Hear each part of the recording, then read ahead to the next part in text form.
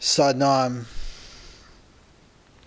So with the flood of these powerful energies right now on the planet, especially with the solar flares, you may be feeling the intensity of your emotions, especially anger.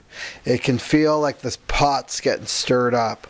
All those buried emotions are coming up to the surface to be felt, to be seen, to be released.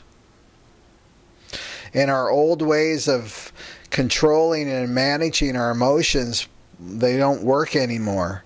Stuffing them down with food or other substances, or distracting ourselves with too much television, too much internet, countless other distractions in the world to run away from how we're feeling inside, or workaholism. All those things are not going to work anymore.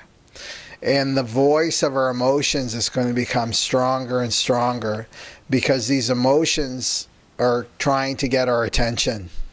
So anger in itself is not necessarily a bad thing. In fact, Yogi Bhajan said we couldn't even digest our food if we didn't have the frequency of anger.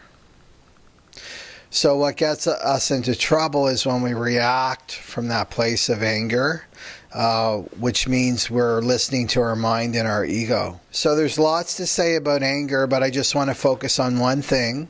When you're feeling anger surging up inside you, use this anger as a teacher. Use this anger as a messenger. That this anger could be communicating something to you for your spiritual journey. This anger could be communicating to you that it's time for you to set a boundary with someone. It could be communicating to you that it's time to set a boundary with somebody who's been overstepping your boundary for years. And you can no longer ignore it because these emotions are becoming stronger and stronger and stronger. So this can bring up a lot of fear for you if you're not used to setting boundaries in your life. And remember, it's not going to go away. You can't sidestep it or avoid it. This is a spiritual lesson, so you'll attract it over and over and over again until you do get it. And this person in your life that's overstepping your boundaries, they're just playing a role.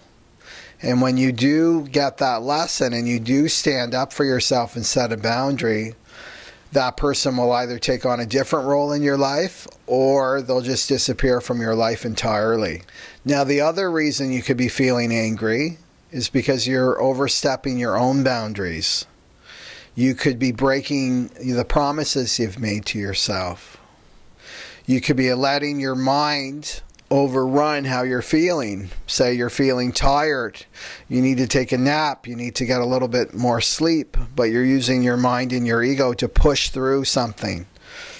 That's also overstepping your own personal boundaries, which can bring up anger. So back to setting boundaries with another person. So when you set boundaries, it really needs to come from a place of self-love. So that means that it needs to come from the heart.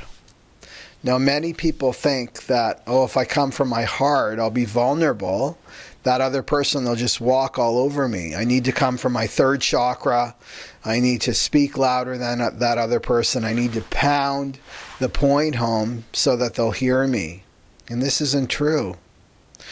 When you come from the place of the heart is deeply connected to the immune system through the thymus gland. And the thymus gland produces T cells, which are your soldiers, and they protect you from invasion of your physical body.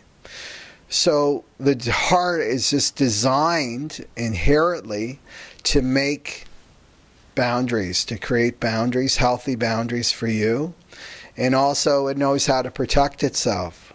So when you come from this space of self-love, that other person will feel and hear and receive that message on a very, very deep level.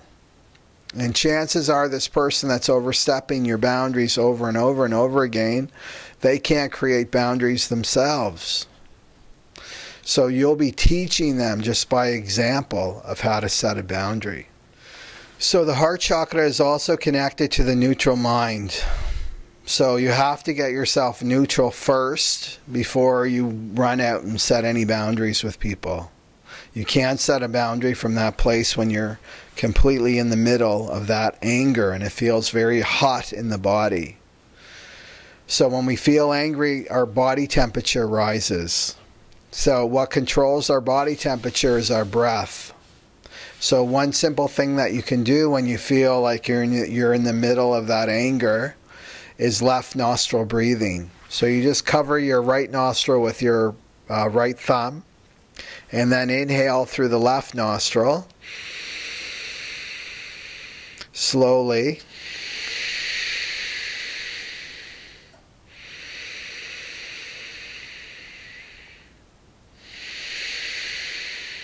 And you just do that for a minute and you'll calm yourself down.